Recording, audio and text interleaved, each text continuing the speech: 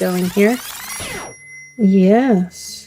Gonna have a good day. It's a beautiful sunny day. We're gonna have good energy today. We're gonna take that breath. Lets out the old, brings in the new. And thank you for being here. Out of the way. All right. New background. Happy about that. Got my good karma. What are we talking about today? We're talking about clouds. So clouds in tarot usually represent the unseen atmosphere around that situation. Let's see. Give me some clouds. What else? Where else do we have clouds? Kind of foggy. Clouds. Clouds. Okay, well, we'll do those majors. There's lots in the minors, so no big whoop whoop. But clouds, they can show confusion, mystery, divine presence, illusion, emotional heaviness, spiritual messages, unclear thinking, or something forming before it becomes visible. So clouds are not always negative. They can mean something is hidden from you right now, or something higher is moving through the situation. So clouds sit between heaven and earth, right? So that makes them a symbol of the space between the spiritual world and the physical world. So that space can show messages and omens and dreams and intuition, imagination, and things not fully grounded yet. So when clouds appear in a card, they can say, you're not seeing the whole picture yet. There may be a truth present, but it's not covered. There may be guidance present, but it's not fully clear. The clouds can be confusion and like uncertainty. So clouds can show mental fog, that brain fog that you get, that emotional confusion, mixed signals, fantasy, or unclear motives. So a situation would be hard to read because something is still hidden or it's shifting and it's not ready to be known yet. Oh, lots of coffee today. So a cloud can say, do not force certainty before the sky clears or before you can see everything. Clouds can be divine mastery. So clouds can also show like a spiritual presence, like I'm just looking right there. So in many tarot cards, hands, like the aces, right?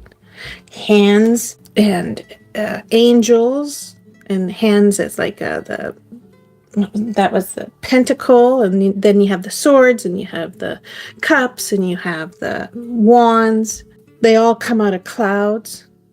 So these can be like gifts or messages coming from beyond ordinary life. This is not human control. It's a divine timing. It's a spiritual invitation or a force entering from outside your normal awareness. The cloud says this is arriving from a higher source. Well, let's get all those out because that's really explaining. Yes, I have them all out like that because that's what I do. So what these show, it's arriving from a higher source. So you have to pay attention. And then you have like emotional weather that can represent the mood of the card. So dark clouds may show sorrow or fear or grief. It's a heaviness, it's a dread, and it can be like a storm gathering. Lighter clouds will show hope and softness, imagination and dreams and protection, or a gentle spiritual movement. The question is not only, are these clouds? And the better question would be, what kind of weather is this card creating? So clouds as things not yet formed. So clouds constantly shift shape. Because of that, they can show something that is still forming. So a thought is forming. A feeling is forming. A choice is forming. A new reality is forming. A message is coming through, but it's not landed yet. So the cloud is saying, this is not solid yet. Let it take shape before you act. So let's look at, okay, all right. Get rid of these, they're not cloud. Back off. So the aces.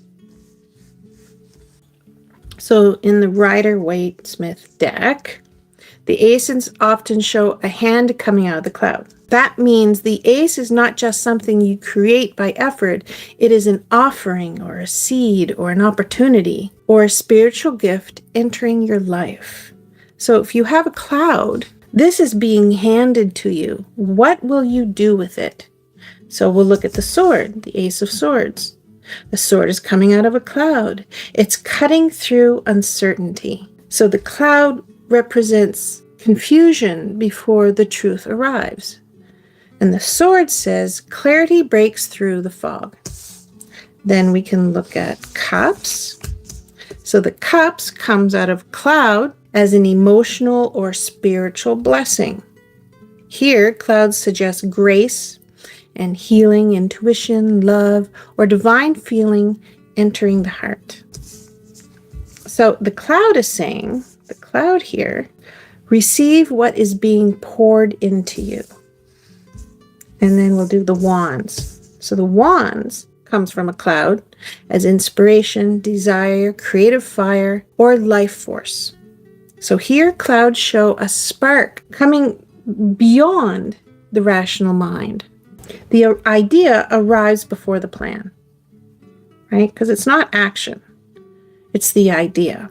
And then pentacles. So the pentacle coming from a cloud as material opportunity. So here the cloud shows spirit becoming form. Something unseen is trying to become real. So the cloud says a blessing is asking to be grounded. So let's look at some specific cards. We'll do the majors. So the lovers. In the lovers, here's your cloud. And it's got the angel. What is that? The cloud behind the angel can represent divine oversight and higher guidance. It's elevated. It's a sacred atmosphere.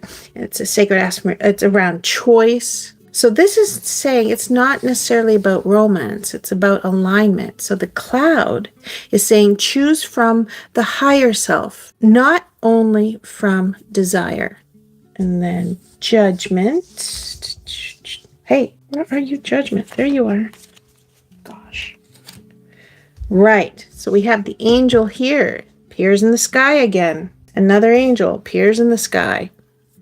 Surrounded by clouds. Calling the dead to rise. So here, clouds represent revelation, awakening, and the voice of spirit breaking through ordinary life. So this cloud says, you cannot ignore the call anymore. Then we have the tower. And the tower says, here's the storm clouds. And the tower shows disruption and pressure and sudden spiritual intervention. So this is not a gentle cloud or a gentle fog. This is a storm that exposes what is unstable. So this cloud says the atmosphere has reached its breaking point. Then let's look in 7 of Cups. Right? Big cloud there. Really important in the 7 of Cups because the cups appear in the cloud, and it's showing fantasy and temptation, dreams, illusions, choices, projections. Things look possible, but not all is real. So this cloud says not every vision is a path. And then we have the 5. So here, in the 5 of Cups, the atmosphere feels heavy, and clouds can deepen the feeling of grief and mourning and regret. The heart is under weather right now, but weather changes. I think it's It's more foggy, I think, but still the idea is it's surrounding you. This will change. This heavy fog, this heaviness will change. It's not so apparent, like this is a definite cloud, but this is like that, more like that fog of grief and loss and even like a mental fog, because you can't really move beyond it. So then you have the light and shadow meaning. So here's a lighter cloud. Where's it? Well, I mean, that's a darker cloud. I'm getting them mixed up. Darker cloud and a lighter cloud, right? You see the purples and the blues. So in the light, the cloud means intuition and spiritual message, imagination, divine timing, mystery, protection, inspiration, grace, and unseen support. In the shadow, clouds mean confusion and illusion and fantasy and denial and emotional fog, unclear motives, avoidance, and mental distortion. So here's a simple way to read clouds. When you see a cloud in your cards, you can say, what is hidden? Or what is being revealed? Is this confusion? Or is this mystery? Is something coming from a higher source? Is this idea solid or still forming? Does the card feel foggy or stormy or divinely guided? So the clouds are never just background. They are the atmosphere of the message. They show whether the situation is unclear or inspired or protected, pressured, or waiting for the truth to break through. So, let's do a spread. And if I was going to, I would ask, I'm going to use my favorite cards, of course. Everyone has a flavor. Right now it's the Somnia. Shall I show you? Yes. So the Somnia is here. And I'm going to ask questions. I would like to, please indulge me for a second. I am looking for, I got this wonderful deck. Nobody here, so I can do what I want. So I got this, these blue bones, right? It goes like this. So I'm making a little thing, which is terrible, but it will be better. And wow, it's really going. Anyway, here's these blue bones, and I do want to play with these. I do want to do one just to get a energy, right? So okay, question that we're going to ask, because we've just looked at clouds. So I'm going to ask, where is the fog? What is forming inside it, and what brings the light through? That's a simple way to do it. I could also say, what clouds are present in my life right now? I like that better. What are they trying to reveal? And what will help me see clearly? Okay, that's much better. I'm doing that one. But we must play. So we're going to get an energy.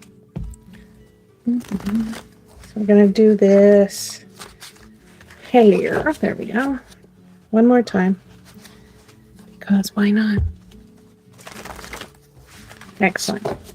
Now, what is the energy of this reading right now? A few people pop in, they pop out. There we go. Put that right over here. What is the energy? Rituals.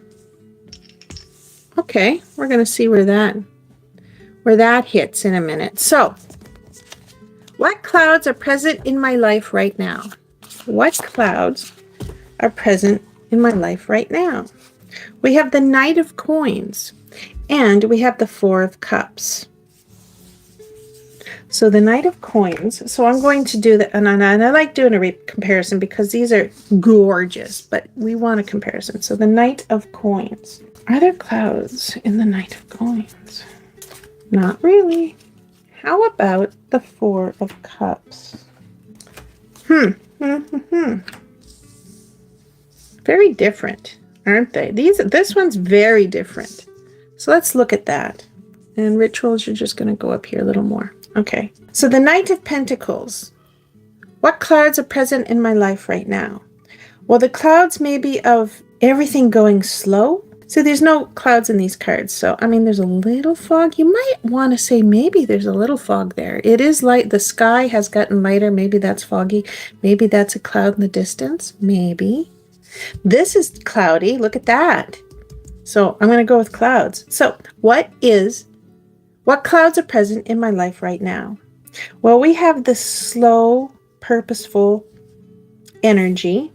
The Knight of Pentacles is the slowest. So maybe something's not happening fast enough. Maybe I'm being impatient. But then we look over here. Not only am I being impatient, but possibly I am not being grateful is one way you can take this one. But this one looks like, wow, if you look at the Four of Cups on that, we don't have a hand coming out of a cloud. Oh, look, I was looking in the background. There's one right there. That is so stupid. Why was I looking? There's a cloud. There's the Ace of Cups coming right out. Like, look, there's your hand coming right out. Okay, fine. Thanks. I missed it totally. So there's your Ace of Cups. I'm being handed an emotional or spiritual blessing. That could be, it could be handing me grace or intuition or love or divine feeling entering my heart. And I say that. And then I look at the other one. I don't see that here. I'm not being handed anything. Matter of fact, everything is very heavy. Not only that, if I keep walking forward, excuse me, stop that. If I keep walking forward, I'm going to trip. So this is showing me maybe the negative, like a more negative side of the Four of Cups where you're not grateful or you're not, I want to look that one up because they are so different. Four of Cups. What are you going to tell me? I don't usually do that because they're so... Four of Cups. Apathy. Yes, that's right. Missed opportunity and boredom. I don't know how you get missed opportunity or boredom out of that. The blindfolded man in the Four of Cups, which he's not blindfolded here, partakes in a labor-intensive chore near a rain-soaked estuary. Both before his feet is a trail of rope that will inevitably become a tripping snare. With hunched shoulders, the man's posture suggests distance as he moves forward without determination. A prospect to earn income through physical labor is provided to the man, but it is not taken seriously. This waste of effort will result in disappointment for both the ungrateful man and those who offered him steady employment. Ooh, that's interesting. So, ungrateful, I see. Ungrateful, apathy, and slow. Apathy and possible taking time. So maybe I'm not putting in the effort because I see how long it's going to take. Maybe the cloud is I don't see the opportunity because it's taking so long. Could that be the cloud? Maybe in my life I'm not taking advantage of an opportunity because it takes so long. It's way down the road. It's planning for your future, but getting bored along the way. Okay. So what is that cloud? This cloud trying to reveal.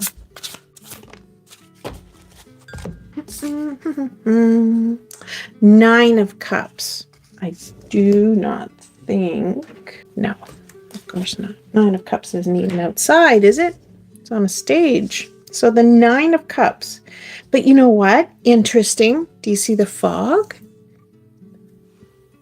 Well, what it's trying to reveal, this is the Wish card too. The opportunity and the blessing that will come if I put in the effort. The blessing that will come, that I will feel with that effort, with that opportunity. Isn't that interesting? Cup runneth over, right? I mean, they're barrels. But look at that fog. That's interesting. And what will help me see clearly? What will help me see clearly? What will help me see this opportunity and how good it will be for me if I continue, if I put in the time and effort that I'm obviously feeling grumpy about for not doing? Way too many things. Well, we have strength. Oh, look, it's a big trap. It's not even, oh, what are you catching with that? And the devil. Oh, what will help me see clearly? Maybe what this is saying. And you see, look at the clouds. Like, there's a lot. Well, I mean, maybe this is the whole deck. What am I saying? This could be, except for maybe that one. The whole deck has clouds and atmosphere. But maybe this is saying is that maybe I have strength over my vices. Maybe if I apply the strength over these vices, I will be more likely to see the opportunity and how good that will be for me, and how satisfied I will be at the end of this road. That putting that work in and applying that strength, especially being stronger minded, because the trap, which is amazing, this trap could actually be that devil energy, that energy that says you've got other things to do, you've got other places to be, you're wasting your time, this isn't going to amount to anything. That voice, it also can be like, oh, wouldn't you rather be doing this? Wouldn't it be easier to do something much more fun? Because that might be part of the problem. I don't see how doing something for an extended period of time is going to give me any opportunity or any clear prize, end of the rainbow thing. I am not seeing it. I'm saying, oh, it's going to take too long. It won't be worth it. And it's saying, no. You need the strength to see it through. You need the strength to overcome those voices in your mind that say it's not worth it. There's no advantage to doing it. You have better things to do. There's so many voices, right? What a tangled web we weave. Wow. And you notice all the cards, maybe not this one, but all the cards, except for this 9 of Cups, which I kept here. There we go. I was going to say all the cups except for the 9 of Cups, which was the other 9 of Cups have. Like, it's very clear in this one. There's no, it's almost shiny. There's no fog or anything like that here. But there is here, which is interesting. So it looks like the only thing in here that doesn't have fog or the atmosphere is the actual doing. It's clear what I need to do. It's clear what needs to happen, whereas it's not clear, especially blindfolded, it's not clear my determination and having that path to say you need to do it, you should do it, and then this is what's going to be the result. So isn't that something? Now he's carrying buckets and now they're overflowing. Are these ones empty? That's interesting. Maybe the idea is I'm carrying these buckets to get them filled, but it's such a long road. I am not emotionally invested here. Not emotionally invested. Very good. And at the end, emotionally, I'm going to have all the things that I want and feel and need and cherish. And what I need to help me see clearly is that strength and presence to be louder than all the things that are telling me to quit. Then we have this wonderful rituals. Now, does that possibly say that maybe I need to strengthen literally, that resolve by doing things the same every day, because if you ritualize it, like okay, it's 9 o'clock, I have to go do this. Okay, it's 10 o'clock, I have to go do this. To get me down that path, if I make a ritual, if I make a schedule, maybe that itself makes it easier. And if we're going to look, do you see smoke? We're also again talking about fog, smoke. Wow, okay. I've been using these ones for a while. Let me just see.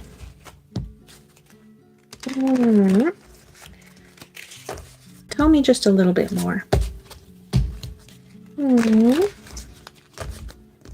All right, I am making this a little bit more. You gave me some, thank you. Put these back. I'll take these a look. So restlessness means alignment is overdue.